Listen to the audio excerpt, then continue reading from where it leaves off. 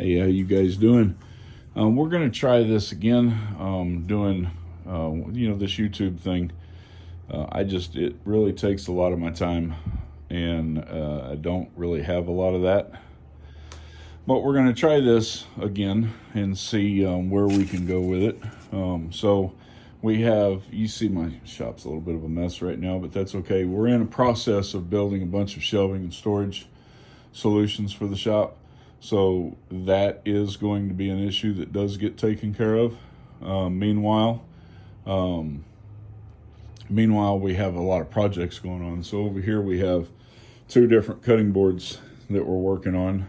Over here we have a box, a keepsake box, keepsake box bottom. This is the bottom for a keepsake box.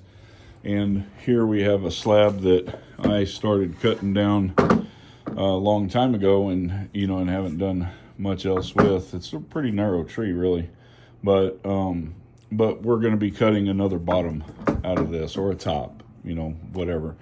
So this wood right here was a beam that somebody brought over to me. It had been taken out of a building somewhere. It was an 8x8 beam. I have no idea what wood it was. He had no idea what wood it was. Beautiful wood, though. It's really, really nice looking wood. Fairly light, really tight grain. At first, I thought it was a cedar, but it definitely isn't a cedar. A friend of mine thinks that it's old growth Douglas fir. And so if it's old growth Douglas fir, it's a tree that's well over 200, 300 years old. I put it on a identification page on Facebook to try to get a little bit more input on what maybe it might be, and the opinion is really split between old growth Douglas fir and redwood. So not sure what it is. The majority of the opinions seem to lean towards redwood, so maybe it is, I don't know. Over here, these pieces, not counting the stuff on top, these pieces down here are all red cedar. And so we're going to do with this, I'm going to say it's redwood.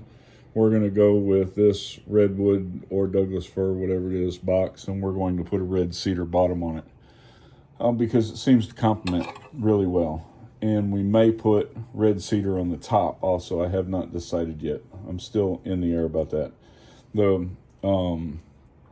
keepsake box here, we're going to probably put all red cedar. So what I'm doing right now is I'm cutting this, and we're going to cut this so that we can cut the bottom out of this one. Now, we're still pretty thick right here. This is at least an inch thick, give or take. A little too thick for what it is that I want to do with it.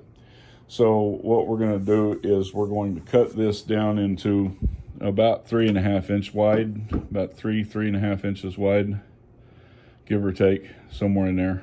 And then we're going to resaw that down into a half inch piece, give or take. We're playing it by ear right now. And then we're going to do another panel glue up like we have going on over here. And that is going to become the bottom of this box over here. We still have to cut some wood for the top on this box. And we still have to cut some wood for the top on this box. So we got a long ways to go yet for both of those, but we are working on them. So we're going to get started on this right here. Before I go to cutting this, I need to move this stuff out of the way, and don't know where I'm gonna put it at yet. Kind of running out of room to just stick stuff. So be back here in just a couple of minutes. All right, so what we did was we took that board, we trimmed the edges down on it to give it kind of a cleaner edge. It's not perfect. We're not at that point yet where we're worried about it being perfect. What we just need is a relative straight edge. And then we cut them down into lengths twice the size of the sides here. So these right here are like 9.5 inches, 9 inches, and it's 9 inches from here to here, give or take. I didn't get a precise measurement. and this one is about 13.5 from the short end to the short end on this side. So 13.5 times 2 gives us 27 inches. We cut this one at about 28 inches in length. That is enough to do both sides of this piece right here. If we do this right, we're going to be able to get 2 pieces of equal width right here.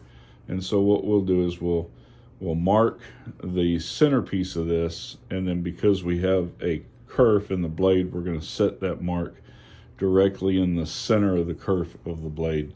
So it doesn't matter at this point how thick this is, as long as we have enough thickness to work with, and as long as we're really close to being there. And then what we're going to do is we're going to cut this.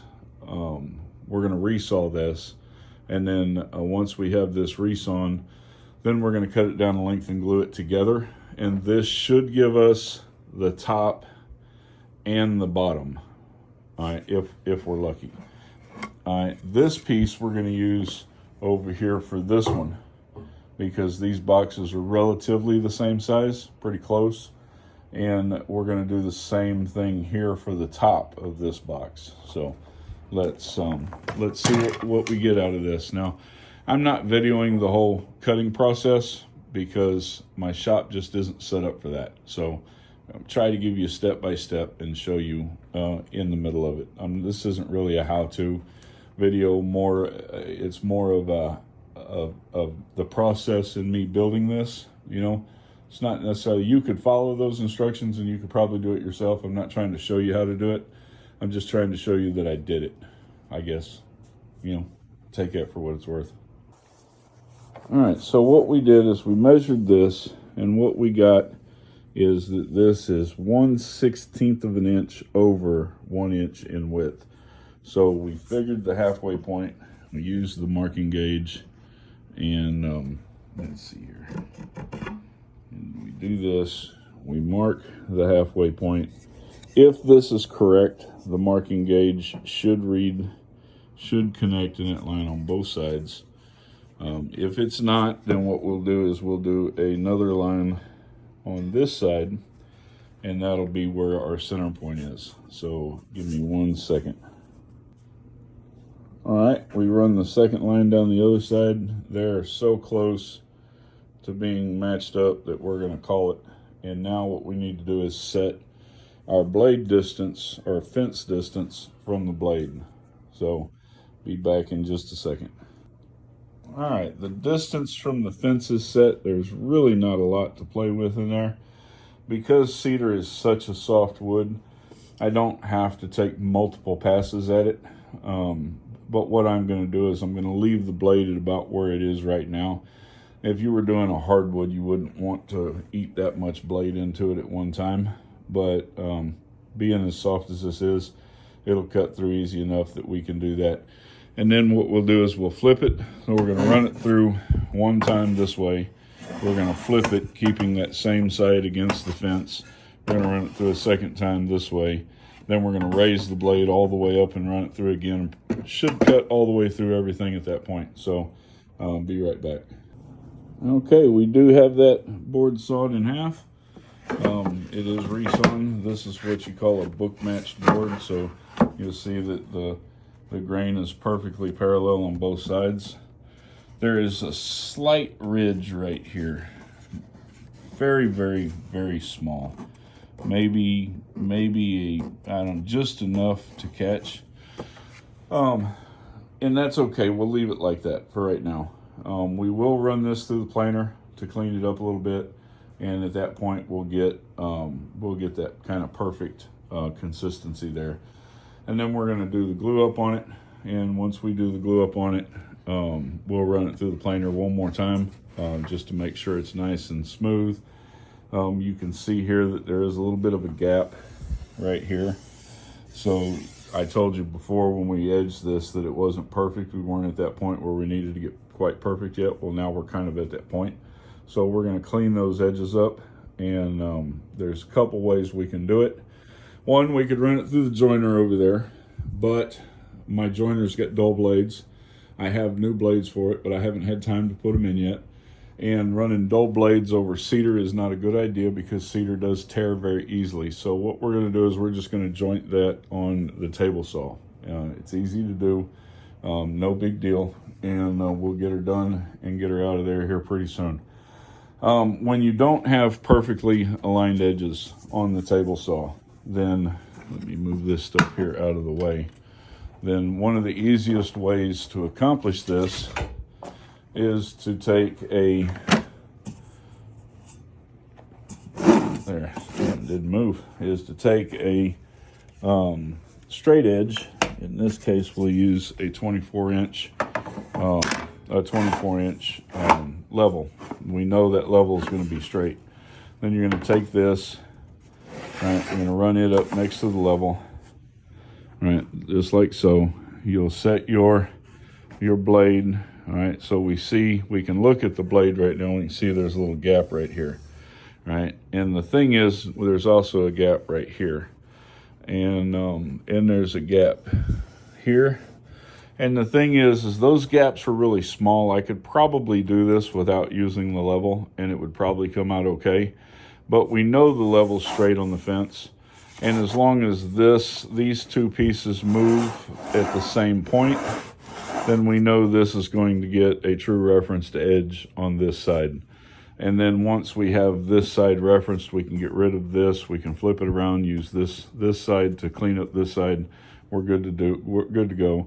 So we're going to clean up the first side, just taking a little bit off, just a tiny bit off. We don't even need the full kerf. We just need maybe half of the kerf width taken off here, 1/16 of an inch. And we'll do that for each of these boards. And then we're going to take this out. We're going to move the fence back up, and we'll clean up the second side. All right, we have cleaned up both edges. We now have a very tight glue line right here. Couldn't ask for pretty much a better fit. And so what we're going to do here is we're going to go ahead and do this panel glue up and get it done. I said there was a little ridge, but it is so small, it's barely noticeable. And I think that we're better off going ahead and gluing it up now and then running it through the planer afterwards. We have a little bit of cleanup. We've got some saw marks on here. This is a brand new saw. So the saw that I've had for the last year and a half or so, it had a problem with it. The worm screw that lifts and lowers the blade broke, and the entire blade dropped down into the saw. This happened a couple of weeks ago. And I got a hold of Lowe's, which is where I bought this. Cobalt is a Lowe's store brand. And Lowe's put me in touch with Cobalt's customer service. And Cobalt's customer service determined that this saw was not repairable. That part was not replaceable. And so they gave me a return authorization number, and I returned the old saw and got a brand new one for free. Didn't cost me anything. Great customer service. I'm very happy with how that came out. I really do like this saw. It's a really good saw. It's a job site saw, and we've got it mounted to a solid base. It's got more than enough horsepower to do what I need to do with it. There may come a time when I want a bigger, more powerful saw, but right now I'm happy with this one right here. So I don't see the need to change it just quite yet. What I do want to do is I want to extend this table a little bit, maybe just a couple of inches. I don't want to go too far because I don't want to make that too difficult to get a hold of. And I want to extend this table this far all the way out to the edge of this table right here. So those are a couple of things that I do plan on doing here pretty soon. And then this saw here will be more than sufficient for anything that I need to do with it right now.